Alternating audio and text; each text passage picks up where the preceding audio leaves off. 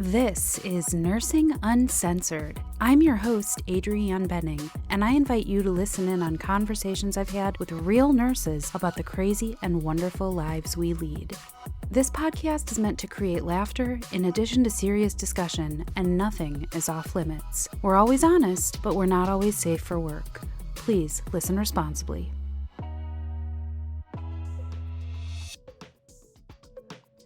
Welcome to Nursing Uncensored.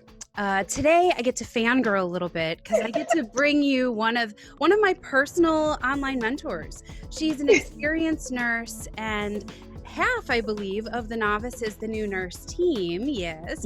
I actually stumbled upon your content back in 2018, and I've been paying close attention ever since. So welcome, Jannel. Yay! Thank you for having me. Yeah, I'm so glad that we were able to make this work today. I'm really excited to have you here. There's actually quite a lot of your content that's resonated with me over the last couple of years.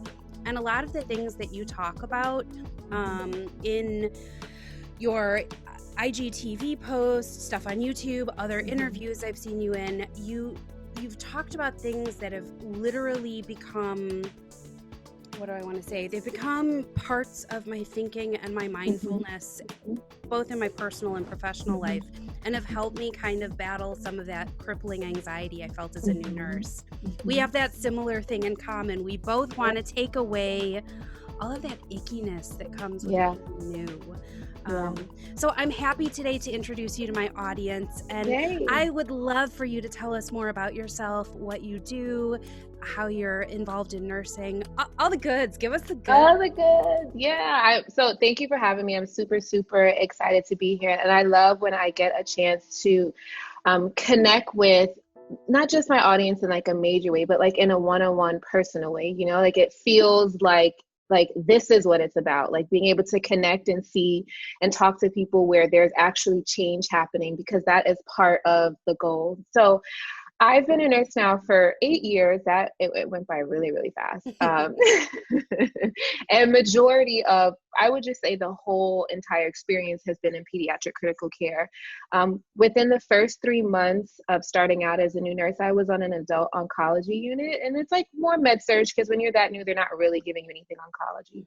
And it was a really stressful time for me. That was like my first taste of anxiety, and actually being able to name the anxiety. And I would be crying before my shift, just really feeling that disillusionment that they talk about between student nurses and actual like new practicing nurses. And there's a lot of literature that talks about it, yet we don't do anything about it. It's like, we know that new nurses are anxious, and we just like, okay, we study that they're anxious, great. Like, and then there's nothing to support that anxiety. So I felt like during that time in my life, I was stressed out. I didn't like nursing anymore, but I knew that it wasn't necessarily nursing itself. I just felt like I wasn't standing and moving in my power at that time. And so, you know, a series of different things happened for me, and I was able to move into a pediatric critical care specialty. And I feel like I found my light there. But then I realized like it was still going to be hard, because like I like where I'm at and people are nice, but patients are still hard and physicians are still difficult to interact with. And there's a lot of other things that really my preceptor doesn't really have the time to walk me through. And this is sort of like me stuff, right? It's the negative self-talk. It's the worthiness. It's the, am I deserving of this? It's all that stuff. And so I started journaling through the process, and like I had been journaling, but I started becoming a lot more intentional about this journaling process. And then I started, you know, some of my journal entries started looking like chapters in a book. And I remember saying like, I'm going to write a book, and like everyone who's done me wrong, like, oh, you're going to feel so mad at yourself because I'm telling everything. And so really the birth of Novice's New Nurse was from wanting change for everyone and wanting to tell my story. And I remember I met Ashley Kennedy. She was a traveler at my hospital. And I remember casually saying to her, like, you want to just read something real quick? Like, just read this little thing that I wrote. And she was like, that's amazing. Like, this is great. And like, you should do something with it. And I'm like, well, if I'm going to do something with it, then people have to know who I am. And so I said, you know what? Like, I'm going to take all this advice, all these feelings, I'm going to put it in the social space. And when I started giving the advice, things that actually helped me along the way, I realized that it was resonating with people. And it's like, okay, like this is way bigger than me. Like my purpose lies in this movement and this wanting to make a change. And there was the birth of Novices and New Nurse, and the mission to help new nurses. And it, the mission's evolved, because I'm an evolving woman, and I feel like I started in my late 20s and now I'm in my early 30s, and like who I am in this moment is so much more of a grounded person than even the person who started Novice, so the evolution of it can be seen and felt, but the mission is still the same, and that's to help new nurses like step into their power and reclaim their place as a nurse. Like we feel like we're not deserving. Do we belong? Like we don't have a voice, and you do, and a part of that is stepping into your power. And so yeah, that's the goal, to use all these Yeah. different modalities to help new nurses like remember who they are and step into their power and grow. And really so there's this interesting complexity and Mhm, simplicity in kind of what mhm, you're sharing. And mhm. I found your content, like I said, around 2018. I didn't know it was 2018. Today I had to go back and look because I came in around the long blonde braid time. Yes, And yes. so I had to scroll back and be like, I got to find the braids. That'll tell me when I came in. So it was like around I'm actually 2018. talking. But not only did I see you and I was like, "Ooh, who's this?" But then the things that you were saying were really speaking to me because I had been a floor nurse, progressive care nurse for 2 years at the time that I found Mhm, your content. And I had been a CNA in this hospital for over a decade. I felt like as a mhm, CNA, there was nothing they could hand me that I couldn't handle. mhm, And then I'm thrown into this world of progressive care, thought I knew what I was getting into, mhm, and then found that I was having kind of what you're describing, these mhm, moments of like panic and tearfulness and questioning mhm, if I'm in the right place.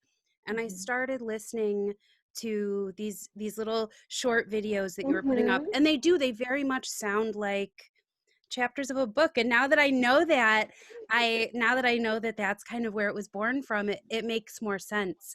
And Mhm. so these things, like I said, they seem so simple, but they've had such a profound impact on me. And so it's been a desire of mine for a while to be able to talk to you because my audience, I think, needs you. Yeah. And Oh. and I don't say that in obviously I'm very much a fan. I think your work is fantastic. I appreciate you. Yeah, but I also think that things need to be actionable. Like we can Mhm, listen to people wax poetic and talk about their mhm, experiences, but if we can't bring it actively into our mhm. lives, then it's just really nice art, I think, Yeah, you know? yeah. But when you can take something that someone has experienced or done or what they're saying and actually put it into action, improve not just like my day to day workings as a nurse, but like even thinking about like in my private life, your lessons Mhm, about how to treat myself and how to teach people how to mhm, treat me have mhm, had such a wide sweeping effect on just how I carry myself. mhm. And so, I'm gonna risk just like going off on these fangirl tangents while interviewing stuff. But the reason that I keep bringing up this content is because this Mhm. is kind of what made me think about first contacting you because I was like, I have all these questions and there are all these Yeah, things I want to expound upon yeah. and then use all of these like helpful little nuggets of advice to get people to go over and just devour your social media Yes. and all of your content because that's how I feel about it. I don't promote anything that I'm not into myself. Yeah, yeah, yeah. So if you wouldn't mind, I would love to just kind of run through some topics, get some Yeah, thoughts, let's pick your go. brain a little bit. Let's do Because it. you've had a lot of experience. You've worked as a traveler. Mhm, You have worked in lots of different places all over the mhm, country. Am I right? mhm. See, Yep. I remember Mhm. And sometimes out I'm the like, country too. yeah, oh yeah, that's right. I mean, this is great experience, and I think that the whole spirit of my show is that we all have these great and different experiences. It's talking about them, bringing it all together, and sharing it that helps us all Mhm. become individually and collectively better, right? Yeah. Yeah, yeah. Yes. So I first want to talk about your messages of this one is what really hit me the most is protecting your peace. And Mm-hmm. I'm going to let you kind of describe this a little bit first, and then I want to talk a little bit about how it's affected my life, just a little snippet, because Yeah. this has been, like I said, a really profound kind of way of thinking for me. So Yeah. protecting your peace, what is that? Yeah. What is that? It's when I think about it, it feels like there's so many complex ways to explain it, but it's really very simple. And it's like it's guarding your peace of mind, literally, like not allowing things to pull you away from your center. It's teaching your body, teaching your mind and your spirit to remain grounded in all sorts of difficult situations. It's no secret, growing up in the Bronx, you're dealing with and seeing and being around a lot of difficult situations. And so naturally, when you're growing up in a specific environment, you become a very reactive person. And so instead of like responding to things that are happening around me, I am reacting. And when you're reacting, you're allowing people to pull your power away from you. And once everyone can pull you in different directions, of course you become chaotic. Of course you feel just like discombobulated and you don't have any groundedness about you. And I realized that this was affecting me in my personal life and in my professional life. So if I had difficult patients, I wasn't able to calmly assess and move through the room the way I should because their energy would be affecting me. Or if I had a difficult charge nurse, just their presence would make me so uncomfortable. Or if I had to work with a difficult physician, it's like I can't focus on starting an IV while this chaotic moment is happening because I'm absorbing everyone's energy. And then I leave and I'm depleted, right? And now going back to work feels like the worst thing ever. And it's like I left nothing for myself. And so protecting your peace is literally putting this armor around you, like shielding yourself from all the ways that you can like people can like leech off of you energetically. So that is through prayer, that is through yoga, that is through meditation, that is through journaling, that is through like radical self-care, like literally like putting your phone down and laying in the bathtub and just breathing is so important. You can protect your peace when in a room full of chaos if you literally take a deep breath in and out. And that's what I've been learning to teach myself and what I pass on to new nurses is because like our body literally knows how to respond to chaotic things, right? Like you have a sympathetic nervous response, right? And so you become addicted to responding with the chaos, right? And if you literally can live in the chaos and trigger your parasympathetic nervous system to be calm, then you can tell yourself and your body and teach your body that this is like, we're not being threatened. Like you don't have to go in fight or flight. You can relax and then your thoughts come in more clearly. Then you can be the peace that other people, someone said this to me. I was watching something or someone said to me, sometimes I get so much information, I don't know where I get it from, but it was, do you want to be moved or shifted by the energy of the room, or do you want to be the one that moves and shifts the energy of the room? And protecting your peace means that you have grounded yourself so much that when you enter a room, it takes on from you because you are the light that's radiating. You've protected yourself. So when things want to come and affect you, you are in such a pocket of peace that people are calmed by you, right? And so it's just a matter, it's like protecting your peace is self-care, not allowing things to deter you, not allowing things to, and even if for a moment you react or you become a little bit shaken, it's about recentering, grounding yourself, taking a deep breath and remembering like, where is my center? Where is my breath? Who am I? What am I remembering? Can I command this room? Yes, I can. Like it's literally about that.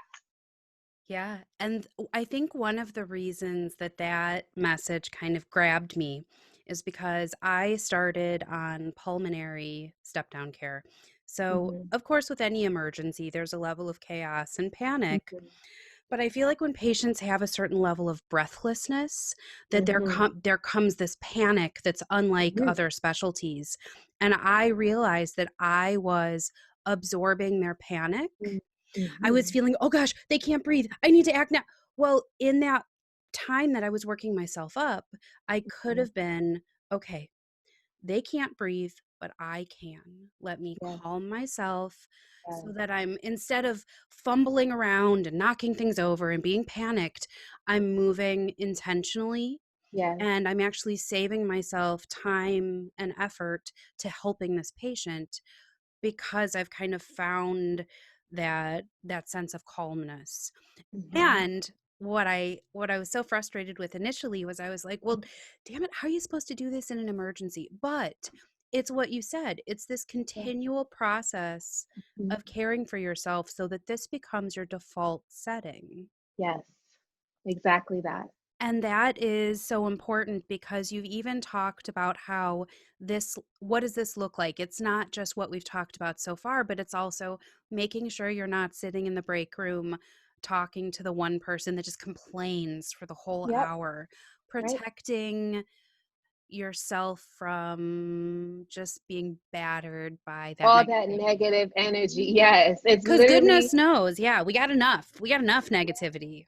yes. Yeah. And not over consuming, like I've had to be intentional about not the news, like my mom calls me sometimes and she's like, "What? You don't know what's going on?" And I'm like, "No, ma'am, but I know you're going to tell me. So what's up? Tell me what's going on." It's like I can't sit and watch the news all day long because you're Yeah. consuming all this stuff. If your social media feed, it's like, did you there's this new show on Netflix and it's like got me looking at social media like, oh my goodness. But literally the way it's set up is that if you begin to consume negative material, it's going to keep feeding more material of that nature into your feed. And Mm-hmm. so before you know it, your whole entire feed is negativity because it assumes that's what you want to consume. And it's like, that's literally how I look at the world and universe and energy. It's like, if I'm walking around as a ball of negativity, then everything that's negative is going to want to come my way. But if we can learn to regulate ourselves, we can help other people. Breath is such an important thing because if you are in tune with me and you're in sync with me and you're looking at me, when we breathe, we can, if we're connected, start breathing in the same pattern. Like I can literally help you refocus your breath and you can breathe on the same pattern that I'm breathing. It's the same thing with our patients. When you are the calm, they have to latch onto that because you remain constant, you remain consistent. And so when someone is like, have you ever had a panic attack and you feel like you cannot get a breath, and when you watch people bring that breath in, it's like, okay, I can try, and Yeah. eventually Mhm. eventually the air gets in, right? Same thing. That's literally the same thing. Exactly, exactly. And this is, like I said at the beginning, such a basic concept, but also so complex because we need to do it over and over again. And if you have a Yeah. day where you kind of mess up, you didn't really protect your peace, Yeah. there's always that next moment to to Yeah. to do that. Hmm. Yeah, that was one of the first things that I heard, and I was like, man, that just knocked me off my feet, because it really is. And it's funny that you equate it to like this kind of social media feed, because it's true. What algorithm are you creating in your actual life? Yes. Like, what are you Yes. bringing towards you? If people Yes. know you're down to gossip and you're down to talk smack, Oh, they're they're gonna coming for come to you. you. They're gonna come to you. Yep. And I admit, like, I like a little gossip, but I mean, we're all tempted by it. That's the thing. We have to, Human, right. yeah, we have to resist that temptation. But and this is one of the many things that you talk about. And I actually did the free webinar that you Mhm. did just earlier this month, last month. The days are Uh-huh. blurring together for I me. know it feels like one big blur. I think it was in August, but okay, Yeah. yeah. So it was actually, I was between two different night shifts and I didn't get to watch live, but I watched it Mhm. later. I signed up for it and then I felt terrible because I was like, oh, I'll just stay up for like an hour or whatever and then I'll go take a nap. But I got home and I was wrecked and I Yeah, was I like, know. I just can't. I just don't have it in me. But I watched it later and I realized that there is this theme that runs throughout everything that you're kind of teaching and that you're offering to people. And I think that the same way that we talk about protecting our peace and protecting the space that we inhabit is like that inner part of us. So we can only Mhm. correct and control what's around us. Like commanding the room is something that we can eventually adapt to doing. But in the meantime, while we're learning how to do this and learning how to control our breath, we have to worry about like what's inside of ourselves, you know, how we're Mm-hmm. talking to ourselves, how we're Mm-hmm. speaking to ourselves, because you said something to the effect of the way you treat yourself, you're going to allow other people to treat you that way as well. So Absolutely. if you find these kind of ways to um, treat yourself, and then that's going to extend to the way you allow people to treat you. And I'm Mm-hmm. so bad at that because, you know, I'm one of those people that's like, oh, it's so easy to be nice. And so sometimes I get walked on. Sometimes I think, oh, well, I need to assert myself here. And then maybe I over assert. So it's Mm-hmm. always trying to find that balance of like, The balance. yeah, protecting yourself Yeah. and also making sure that the way people are treating you is reflective of how you treat yourself. Yeah. Yeah. And that takes time. It's funny because so I've been in therapy, let's say about 2 years, right? And it's so strange when I hear people say they've been in therapy for so long because I'm like, I don't understand. What do you talk about? And now I understand. Oh, there's a lifetime of things to talk about. But I remember one of the reasons why I began therapy is because I felt super reactive and I felt like I wasn't finding a balance in my life. It's like I'm either like I'm always on an extreme, right? And it wasn't doing well with the people in my life. They were tired of it. And so then I started losing people and I started getting tired of that. Like, well, what the hell is the problem? Well, it was me. And what happened in therapy is that I went from this like really like, I don't want to say mean girl, but like just, off the cuff, like angry-ish, person to now I've come to all these revelations about myself and I swung to the other side and it's like, oh, I'm just like meek and mild and I feel like I'm betraying myself. And when people say things to me and I'm looking at them like, how could you say that? But I have to be peaceful because I'm in therapy now. And what I realized is when you're on this side and you have these revelations and you get swung to this side, you're like, oh, I can't be that way anymore.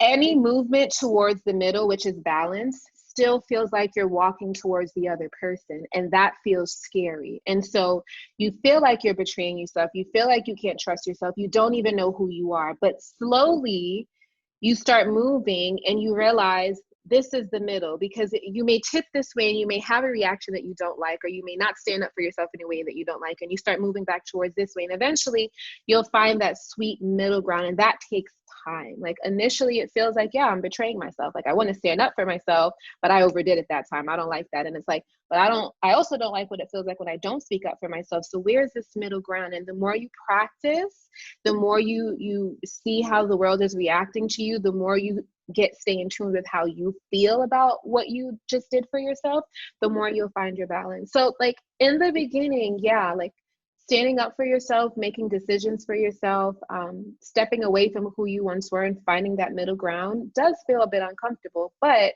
you get there. But it takes consistent practice, like consistently making a choice for yourself. And another thing my therapist has shared with me is that like we have these like pathways, right? And it's like this is who you want to be. It's like you did it your whole life. It's like a fully paved way. Like there's flowers there may be snacks there, it feels like a good way.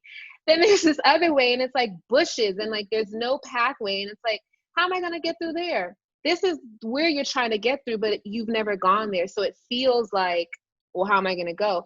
And every time you make a conscious decision to go in that way, it begins to become paved and this way becomes less paved. And then you're like, oh, I can do this. So you just have to remain intentional and like set intentions for yourself for the shift and for the day. Like when I go into work today, I want to speak up for myself. I want to be able to give report to that physician. I want to let the charge nurse know when something feels uncomfortable. I want to delegate. These are my intentions for the shift. And so they're in your mind. And so you can consciously work on them. And so when a moment is presented to you, you're not just like, frazzled. What am I supposed to do? Mm-hmm. It's like, this has been on my heart and my mind, and I can now exercise this in an intentional way rather than just reacting to something that feels like scary. Right. And I felt like I was doing a lot of reacting in those early days. A lot Mm-hmm. of, you know, I felt like a lot of what nursing school was me learning these new critical thinking pathways, like Mhm. if this happens, you should be thinking about this. If this happens, you think about this.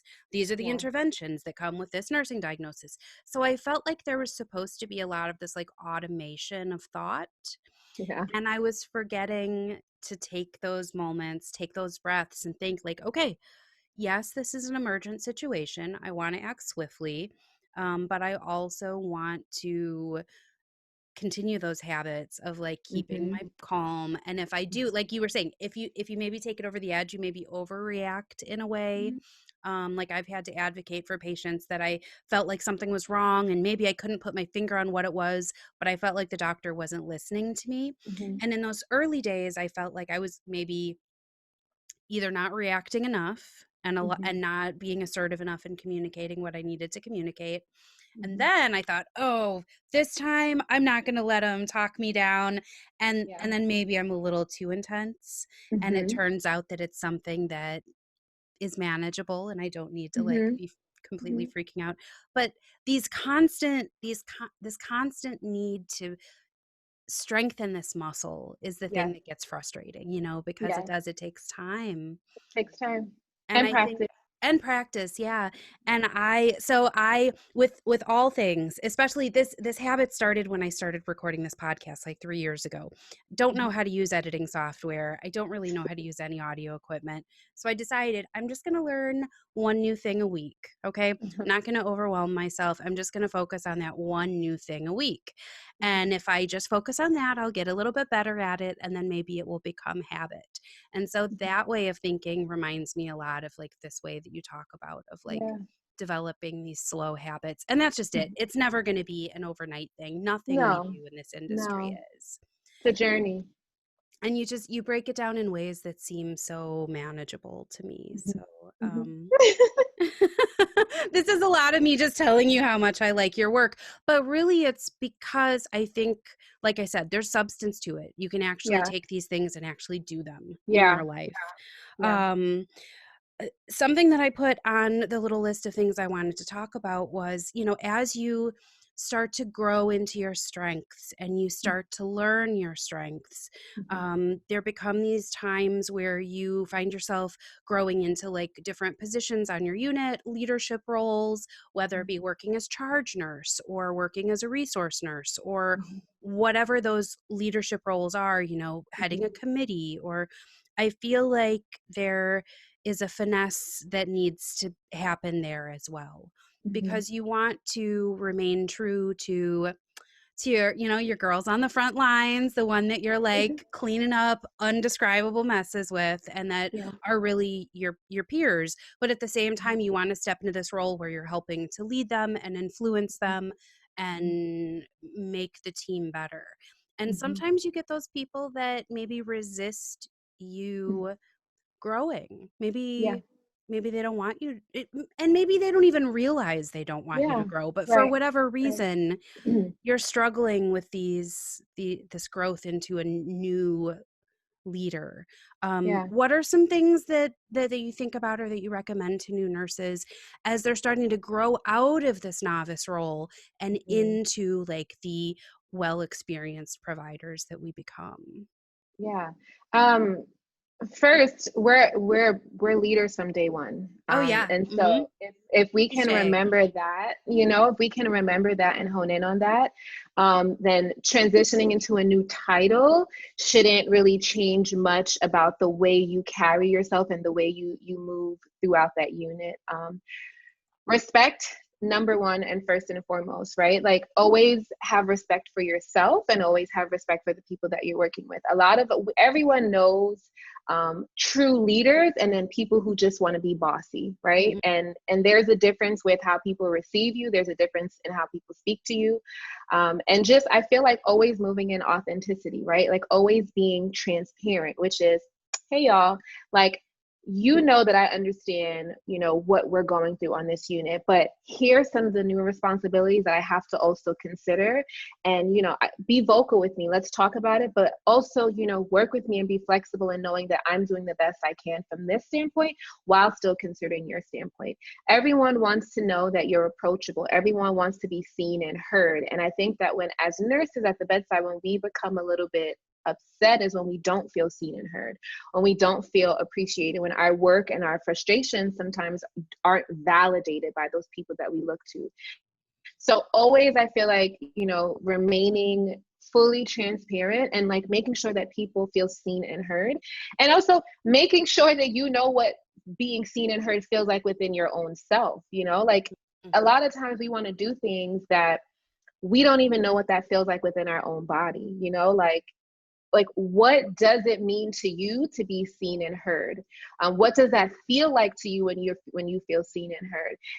And then ask the people that you're working with, how can I make you feel more seen and heard? And also when you know what it feels like to be seen and heard, you're also able to advocate for yourself in this new role so that they can see and hear you too. And when two groups of people are able to be seen and heard, then there's more room to work together and to make change and to have things move in a more fluid way. So, you know, remembering that you're a leader and you've been a leader from day one, always having respect for yourself and the people that you work with, but like that transparency, that openness, that authenticity, that making sure that everyone feels seen and heard. And it doesn't, making people feel seen and heard doesn't mean that you have to do what they want. It's, I understand and I hear you, and this is a possibility, or actually it's not something that I'm able to do. But like when you're like, when the charge nurse says to you, like, I have to give you an admission, but they're like, look, I know that you're super busy. I realize there's a lot going on. There's no one else based on the acuity who can take this admission. Like, I'm sorry, agent, I really have to give it to you. That I have to give you this admission, but I'm not doing so in a careless way. I am seeing you, I am hearing you, and I'm making sure that you know where I stand in this and where you stand in this. So more of that makes those roles, you know, easier transitions when you have to work with your peers in a different way. Absolutely. And that's a perfect example. I've even been in that situation before where they're like, Mm-hmm. I know that your assignment is already running you ragged. I Yeah. know, but really you are in the best position. It gives a Yeah. different perspective of things. You don't feel like you're being dumped on. Yeah. Now, that doesn't necessarily mean that everyone has to explain every detail. Sometimes in a busy situation, you kind of got to make a decision, execute Right. it, and you don't have time, to write a letter about why Right. about why it has Right. to be that way.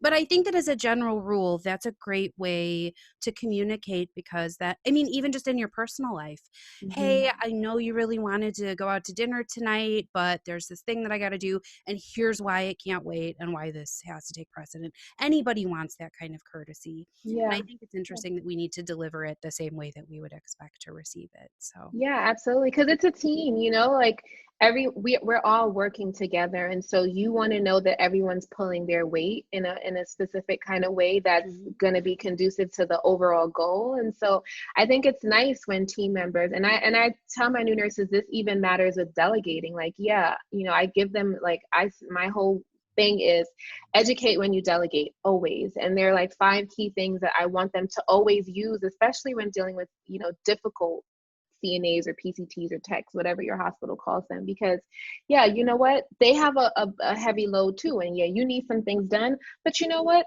How about have some courtesy and explain to them what it is that you need them to do? Why is it that you need them to do it? Why it's important? What is the urgency? You know, why is it that you can't do it? You know, like Mhm. those things feel like, well, why do I have to do that? But when you think about it, that why do I have to do that to get you to do your job is also ego driven. And when things are ego driven, it's not patient centered, right? Like your ego is going to be dropped out a lot of days out of the week because patient centered care is the ultimate goal in Mhm. improving patient outcomes. And if I'm going to have an attitude that I have to explain something to you, then I'm not keeping the patient in mind. And if I kept the patient in mind, it would be, I really need this person to do this. So who cares that they're going to have an attitude with me, or who cares that I have to explain myself in 10 ways?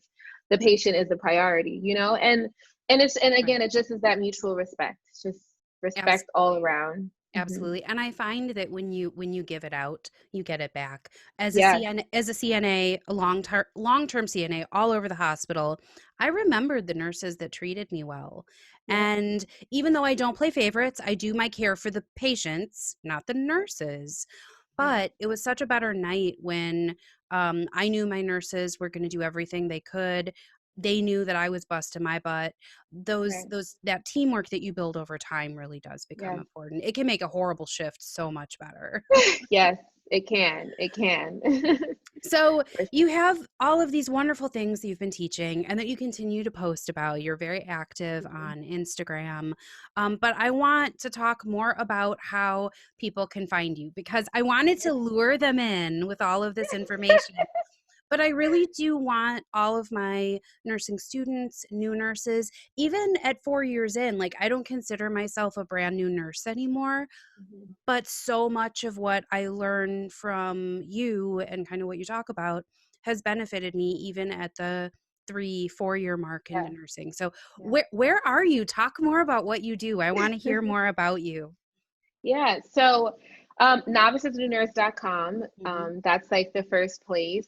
Where the website is going to go like a huge facelift, and things are changing to reflect where I feel like Always. we Yeah. are right now. But that's like the main hub of where you would find anything.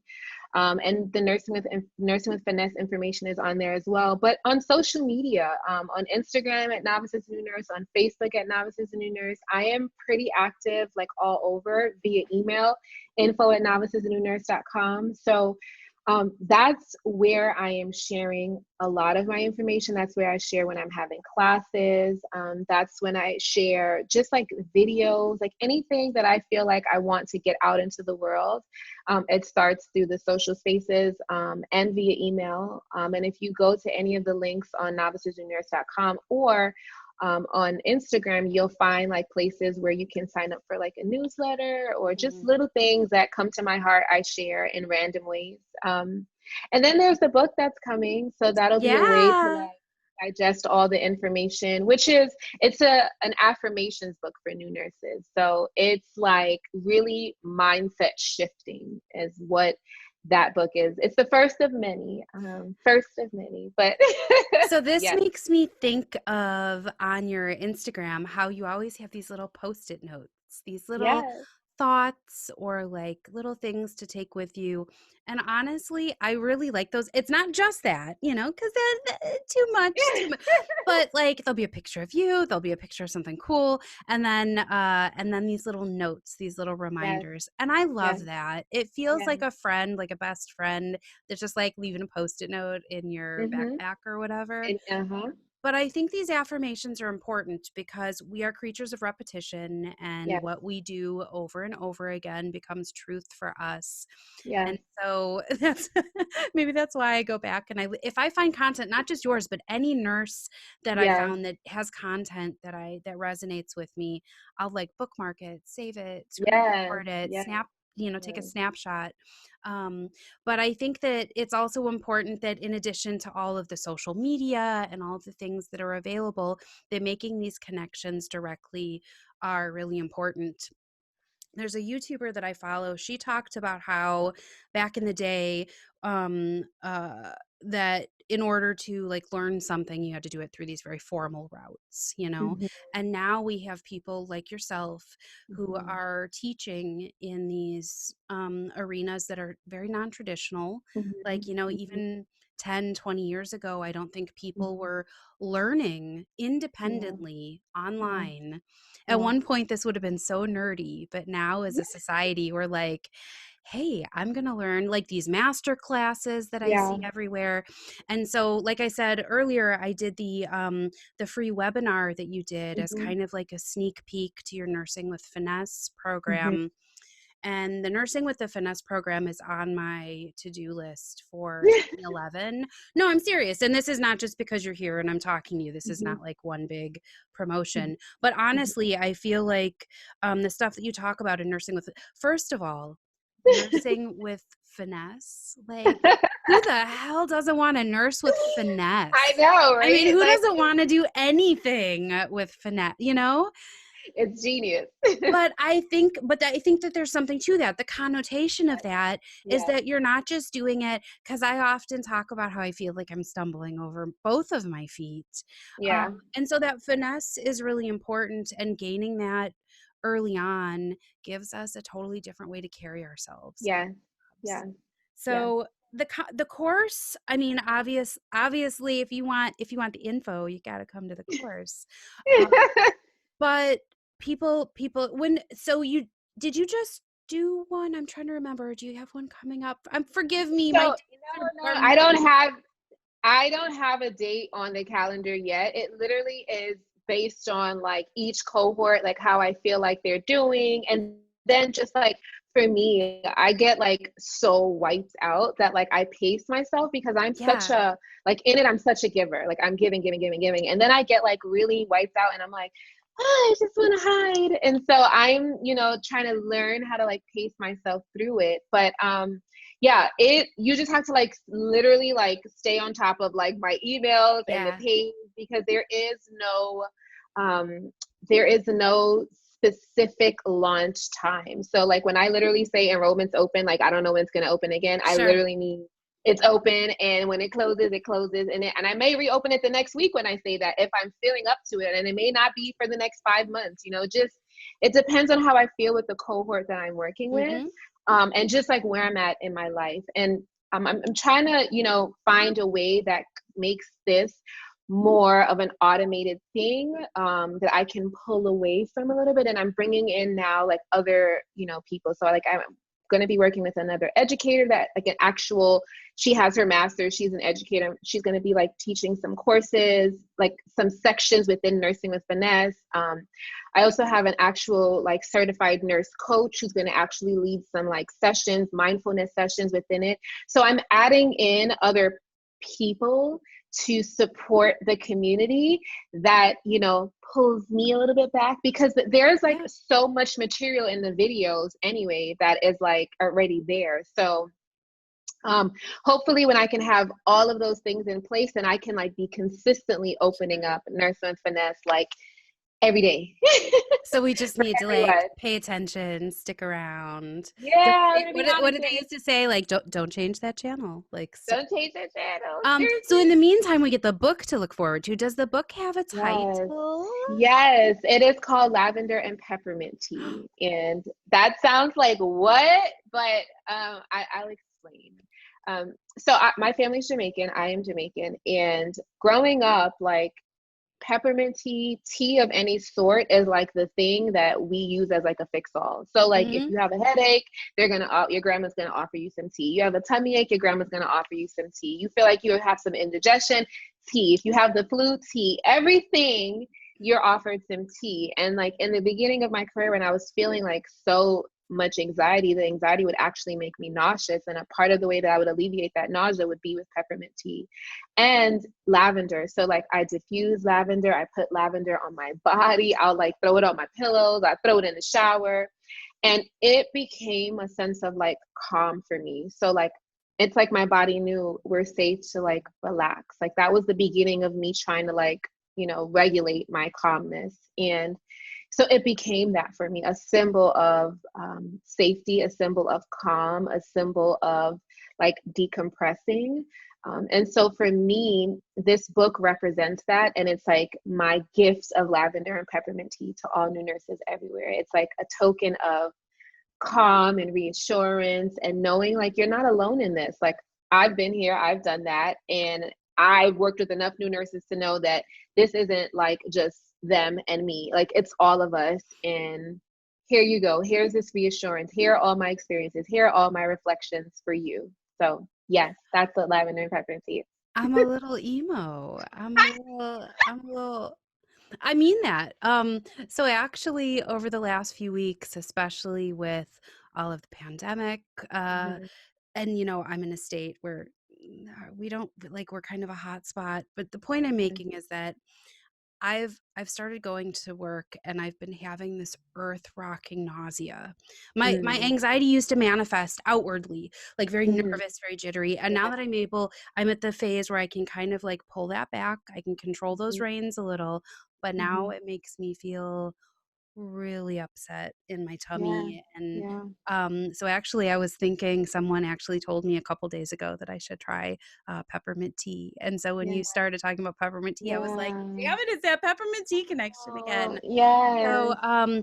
and I do like, I'm drinking some hot tea in Oh, my kidney mug yeah. here. Yeah. Um, but that's really That sweet to feels me. good for me It and you because I does. feel like it's so much confirmation in that. And like that title, literally, like I rolled over and I'm like, Lavender and Peppermint Tea, duh. And I'm like, that sounds weird. And I'm like, no, like No. this is it. Like I know what it symbolizes for me. And so to hear you say that you were feeling nauseous and that someone recommended it to you, it almost feels like divine confirmation for me. Like I love these little confirmations. And this is what I mean about talking with you guys, because it's like a direct connection from my heart to yours that like, yeah, I am actually in full alignment and I'm actually moving in my purpose because what I felt like it symbolized for me and what I want to give to you guys is this same thing. And so yeah, I think that this made my week. I'm not kidding. It's made my week.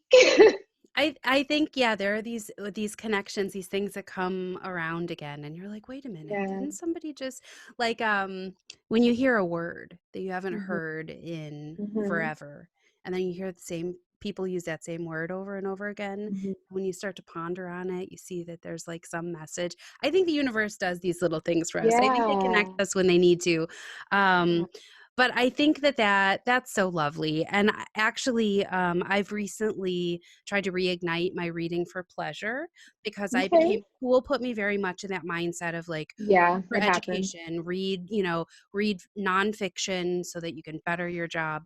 But now I'm to the point where I'm like, I just want to read because it feels good, you know? Yeah, I love reading, girl. I read 3 books at a time. I'm not kidding you. Like I Nice. have always something on my Audible, and then I always like choose a book that I want to physically touch and have because not all books I care to like physically touch and have, Hmm. you know?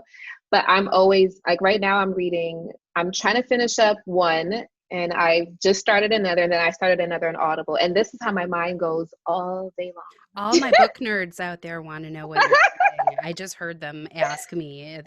They're whispering in my ear. What are you reading? Yeah, What are I'm finishing up Untamed. It looks like there's about like 20 pages left in that, so I can like do that like really fast. And then the other book that I just started is called Grist for the Mill. My friend gifted it to me. He's like, I think that he thinks like I'm cuckoo, and so he's like, you need to just like find some more chill. So here's this book because he's like ultimate chill, and I feel like I'm chill, but then when I'm around him, I'm like, I'm not that I'm chill. not chill. I'm not that. So Grist for the Mill, and then the other one that I started on Audible is Outliers. Someone recommended that to me. It's about like I'm getting the gist of the fact that I think that they're saying like we put too much um, people who are successful. We're putting too much pressure on the fact that they're special because they're successful, and it's like no, everyone can get there, but some people have these other obstacles, and like it's talking about how like there are systems in place to prevent people from getting to certain places. And so Mhm. so far the first chapter seems like that, and so I'm going to see where it goes. I don't know, but it was recommended to me by um like people who are like professionals in their own right. Like I think it was an attorney like that actually recommended the book, but it was a group of like young Black professional women. So I'm like, all right, I like that one, I'm gonna try it. Nice. Yeah, yeah. And Yeah. actually, can I use that opportunity to segue? I do want to talk. So, I try as much as possible on my social media to not let these conversations go to the wayside of making sure that we are being a part of, like, I'm very much a supporter of the Black Lives Matter movement and just in general acting as a force for good in a system where I live in a very white state. And Mhm. so there's a lot of divisiveness right now. And so Mhm. I would love to take this thing that we've kind of started to talk about here, and I would Mhm. love to talk about something positive out of this. And Mhm. that is Mhm. how we as nurses can advocate for our Black Mhm. patients or for patients of whatever, any color. Mhm. And so while this is a very serious topic, I think it also needs to be a very joyous topic. I think we Mhm. need to be learning about each Mhm. other and how to make sure that we're not perpetuating these systems that you talk about that are Yeah. designed to not, because medicine is very much not designed Yeah. for certain people to receive what they need. No. So Yeah. if you don't mind, I would love to hear your thoughts on that, Yeah. and ways that I, or, other nurses that are listening, can be on the right side of this. Yeah. I think it starts with like just educating yourself as a person in general about what life has meant for people of color, Black people, Indigenous people, all people of color within this country. And I feel like, doing that research, getting that material, and recognizing, the privilege that exists with you just being. I think that when you can recognize and understand your privilege and how you've received it, whether consciously or unconsciously, then only then can you begin to dismantle that privilege and allow other people fair opportunities. But research, fully understanding, what people of color have gone through, what Black people have gone through, Indigenous people have gone through, really trying to understand more than what was given to us, like actually picking up, books written by Black men and women and really understanding that perspective. There are a lot of lots of educators and people who have dedicated their lives to helping shed light on the experience of Black people. So really picking up those books, reading those books, questioning yourself, understanding where your biases exist. Understand that even just medicine, like, I don't think that Black people are studied enough. Who were studied were white people are studied, and then we have these things that are like pressed upon us, but like we're not being treated as like the entities that we are, so really advocating, understanding, and treating us like human beings, like not dismissing our concerns, really going the extra mile, and like, doing what you would do for a white woman, a wealthy white woman, because it's a problem when statistically, and it's studied, that Black people and Black women are suffering, and there are disparities that actually exist, and being a part of removing that, it was like when I worked in the Bronx, it felt so good to me because my patients saw me and they could relate to me, and they knew that I had their back and there were no judgments. And, when parents wouldn't be at the bedside, like they knew that they didn't have to feel uncomfortable because they know that there's someone advocating and understanding why they're not there, and just like all the stressors that come in with just Black families. Like sometimes, the frustration that is being expressed is bigger and deeper than just the moment. It's all these other stresses from all these other systematic things in place. It's the lack of resources within these communities. It's the lack of, just there's so much. There's like access. Yeah. So just like understanding and doing the research for yourself, not putting, if there is someone that you can trust to ask questions with, ask, but don't put that burden on your Black friends or Black coworkers to have to constantly explain and shed light on you. Like actually like do the work yourself to understand, do the work within yourself to dismantle your biases, do the work within yourself to recognize where privilege is. And then look around you, start asking questions like, how come there's only one Black nurse on this floor? What does that mean? Or how come there's only 9% of nurses in the profession? It's not because they're not applying. So then let me start asking more questions. What are the admissions rates? Well, let me go back to, well, then is there like, are there things in place to help young Black kids in high school get into these kinds of programs? Like, are we dismissing a whole group of people who are actually being oppressed by a system, which is showing up and manifesting into the fact that I could be, there's so many times that I'm just the only Black nurse in my unit, but it's bigger than just being the only Black nurse. It's the fact that the access, why is it that I was one of the few who got access? Why isn't this access across the board for all of us? That's something that we need to start thinking about as well. So really start asking the questions, like not being comfortable with just the one token Black girl that's on your unit, and the one token Black girl who actually is light skinned, which is, for white people, it's closer proximity to whiteness. So it feels more comfortable for me to be the Black nurse because obviously I'm not the Blackest of the Black person, right? Like, yeah, where is that actual African Black woman, who's coming in with coarser, kinkier hair than I am? Are you comfortable with her as well? Because if I'm just the token of your, I'm going to just let one through the door, then it's not enough. It's not okay. Like, I want to see more of us being represented in here. So absolutely. Educating yourself, like starting with that. Yeah, and I think it's very important what you said. I ask you these questions because I want to ask every person of color that comes across my platform what their opinions are. Not because I need that like one person to give me approval for a large group of people, but because I Yeah, want to know everyone's opinion. You know, I want yeah, to share and continue. But it's true that we need to make sure that we're doing the research for ourselves. yeah, Books have existed for decades. This is yeah. not new information, and so I'm going to I've shared books in my feed before, so I'm going to link some things Hmm. below that people can do to start their reading, because I don't just want to continue the conversation for people that are already having the conversation. I want to spark that conversation for people who look like me that maybe haven't even tried to have those thoughts yet, or maybe keep pushing it to Yeah, the side.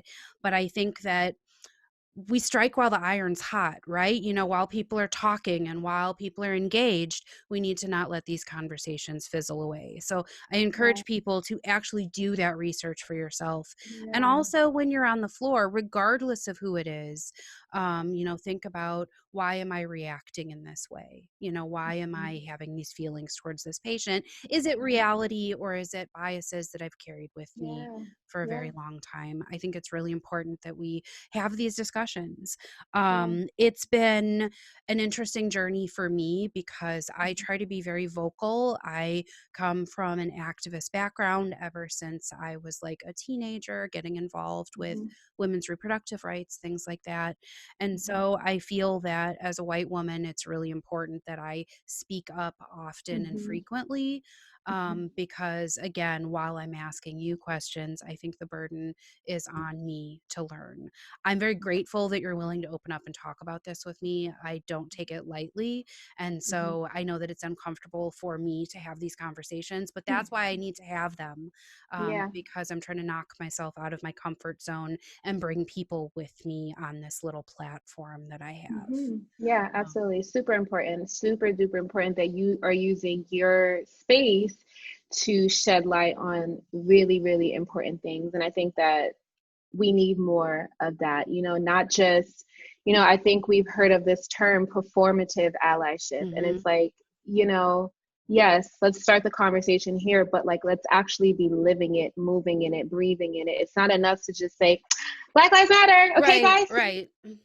When it matters, you're not like really dismantling your bias, like you're not really like thinking about the ways. And the irony of it is that a lot of us are living with biases within ourselves that we've been even given about the Black community. Like, it's so pervasive and it's so everywhere that as a Black woman, I have biases against my own people that I Mhm. have to realize, whoa, peel the veil back. This is not okay that thought Mhm. flew in my head. And I know why that thought flew in my head, because the world has given it. And even though it's against me and my people, I still have to check myself sometimes too. So the more that we really do the work within ourselves, we'll see the change. You can't undo it, actually undo it, and not see a difference. When you're doing it within yourself, we'll start to see the change little by little by little by little until it is where it should be. And that's going to take some time, but I Right. think that our generation is trying.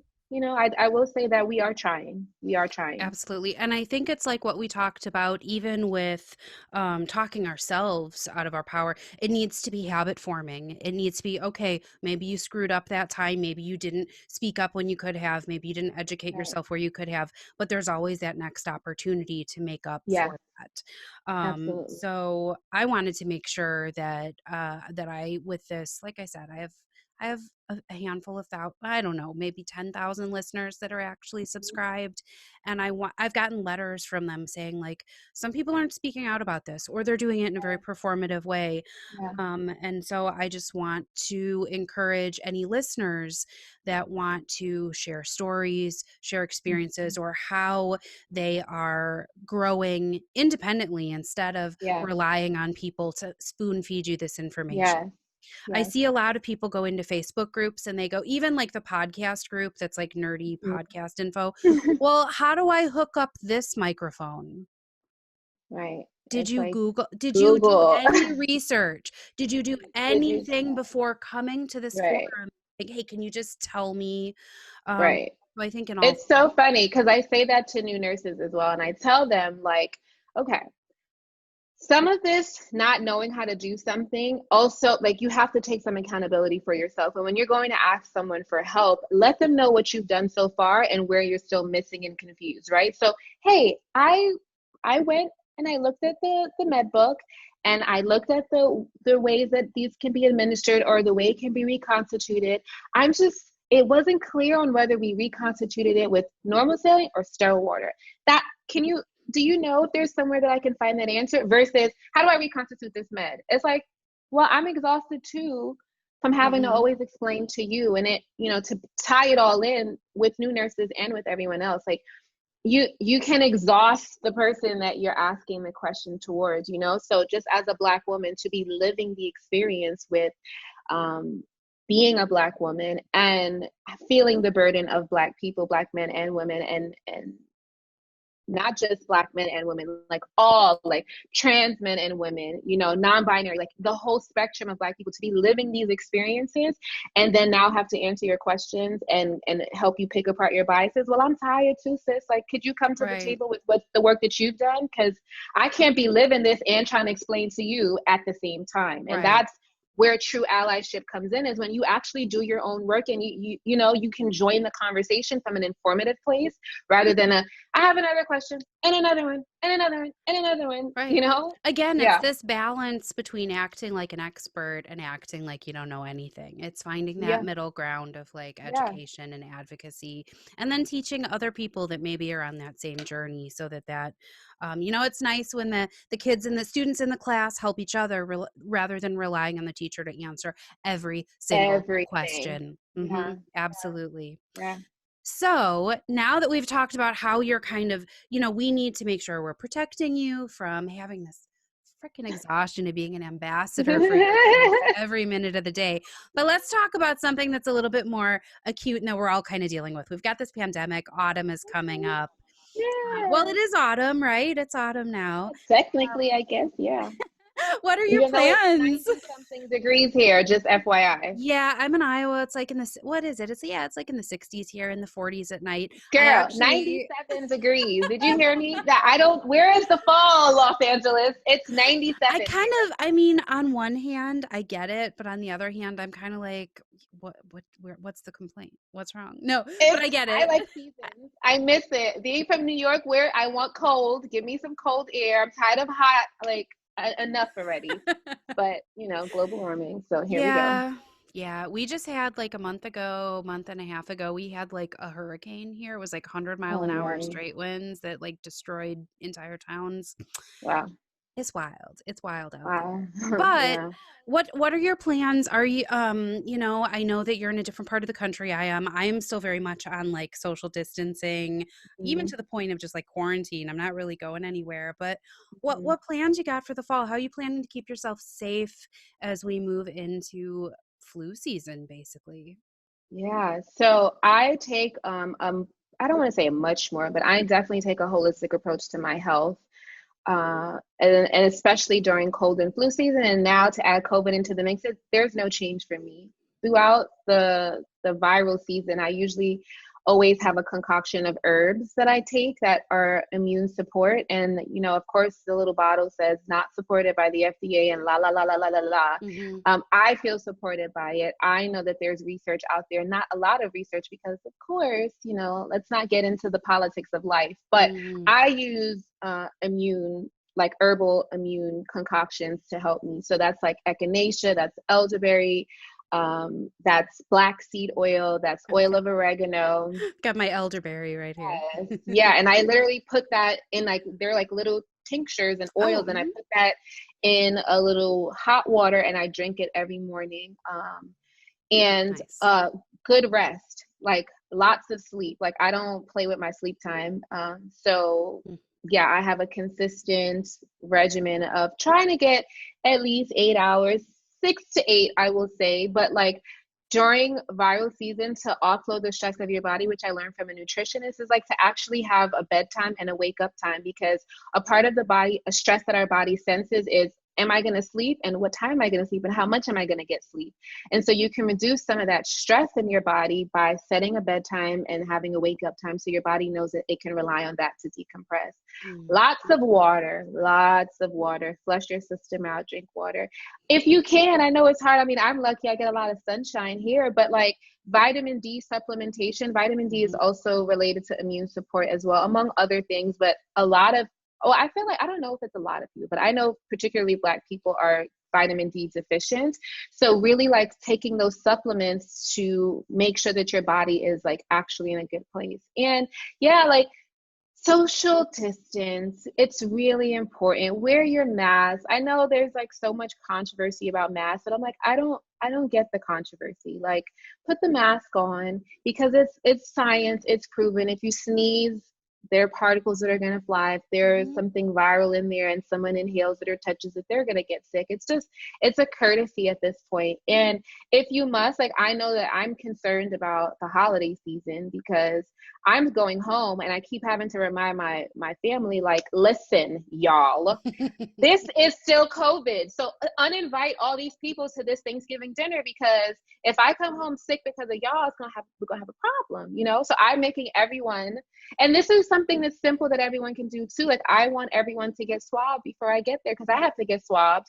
And whoever's going to be at this table, like, yeah, let's have some sort of safety and reassurance, you know, you want to be with your family. I haven't seen my mom in a year, because when COVID hit, I usually go home 3 or 4 times a year. So, and then I have my grandparents that I want to see. And so I know I live alone right now. So like, I take a little bit more of a risk when it comes to hanging out with friends. But we do wear our mask, and we do try to do outdoorsy things. And like, you know, sometimes we'll go out to eat, and like, I'll take my mask off at the table, you know, but knowing that it's still a risk that I'm taking. And I think all of us should be mindful of, when I've done a little bit too much hanging out, I will be in the house, you know, for some 10 to 14 days, kind of staying away from everybody when I can, you know. And when I know I have a shift coming up, I will kind of like, I ain't gonna hang out with y'all right now, because I do have a responsibility to my patients as well, and my coworkers. So just really, you know, really self-care, de-stress, you know, take care of your body, get a massage if you can, like ways to like relax. Because when you're stressed out, literally your immune system, the ability to fight is lowered. You know, if you're not sleeping, if you're not eat your vegetables, get some greens, and stop with the junk food, right? Like, cut it out. No junk, like some junk sometimes, but like, no alcohol, like reduce the alcohol. It's like all those things lower your body's ability to fight. It's like, what's the point? You're going to come across COVID and it's like, rawr, got you, versus maybe if you stay in an optimal state of health, maybe your body might be able to like encounter it and not like freak out by it, you know, like, but you know, it's also not following the usual viral process. So, you know, don't get at me for that. That's even more reason to just be careful. Just be cautious. We have the tools. Like we just need to do it. It's hard, but I try to encourage people as well. I think the reminders are good, and I think it's good to see that we're all kind of gauging and doing what we can to this. Well, we've covered a lot of stuff here. Yes. I just want to say again, it's been so nice being able to talk to you. It's, you know, it's that weird internet celebrity thing. I'm like, no, there's no celebrity. I know you don't feel that way, but like I said, I'm fangirling a little bit. I have people that email sometimes, and when I reply back, they go, "Oh my God," and I'm like, "Yeah, it's just me." Yeah, it's just me. That's I get that, but I think that's wonderful that we get to have these exchanges, and that you know, I'm really glad that you're doing what you're doing, because even if you've affected 0 other people, which I know is not true, but even if it were, I've had a profound change in the way I perceive myself and my interaction with the world around me. And so for that, I just want to say to your face, thank you. I appreciate you. I appreciate you. And you are a special person too, because like just your energy from just the texting, and then even that Cash App moment, I'm like, oh my God, like you're so sweet, you know, like that sort of energy exchange feels good, because that, one of my favorite books is Marianne Williamson's A Return to Love. And she talks about life, love, career. And in the career section, she talks about the fact that like money if you're looking for fame, if it's promotion, all those things are a byproduct of moving in your purpose. And when you can find your purpose, you won't care if it's only one person sitting across from you, because you're living in your purpose. And the joke is, it will never just be one purpose when you're truly aligned, one person when you're truly aligned with your purpose. And so I always remember that. Sometimes when I'm like, oh, should I post it? Should I not post this? And I'm like, oh, out of my head. If it was given to me and placed in my heart, there's someone out there who needs it. And that's how I try to stay in my head now, is that if just one person, I did my job. And that's what I'm here for, to live and walk in full alignment with that. And so I appreciate you. And I'm so glad that we made time for this. And thank you so much for having me. And thank you so much for bringing your light to the world in this way. Yeah. I will definitely be getting your book. I'm very excited about that. I will definitely be drinking peppermint tea before I go to work. I even think I have some. Like, I'm sure I've got a whole bunch of tea in there. I know I have some. So I have a bunch. Nice. Well, I want to encourage people to find you, novicesthenew.com. You're all over Instagram. You have so much great content, and the book coming. I can't wait. I'm so glad, and I wish you all the success in the world. So thank you again for joining us. And as I end every show, I wish everyone happy nursing. Yay!